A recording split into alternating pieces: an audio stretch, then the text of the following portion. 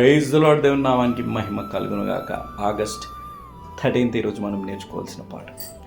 మనం పడిపోతే సంతోషించేవారు ఉన్నారు, మనం పడిపోతే తొక్కేయాలనే ఆలోచన కలిగిన ఉన్నారు.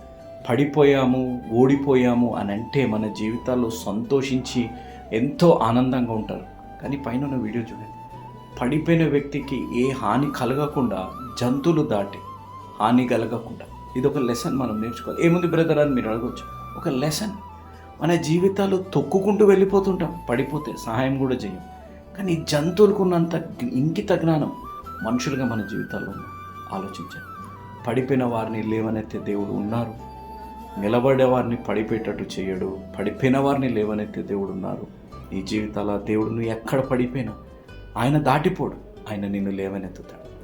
ఈ జంతువులు హాని కలగకుండా దాటాయి. నీ జీవితంలో ఉన్న మనుషులు నిన్ను హాని కలిగించి, బాధ కలిగించి, విరిగిపోయేటట్టు చేసిన నీ గాయాన్ని మాన్పించి నీకు విజయాన్ని దేవుడు నీ తోడుండి ఆ విధంగా జరుగుచునుగాక. ఆమేన్.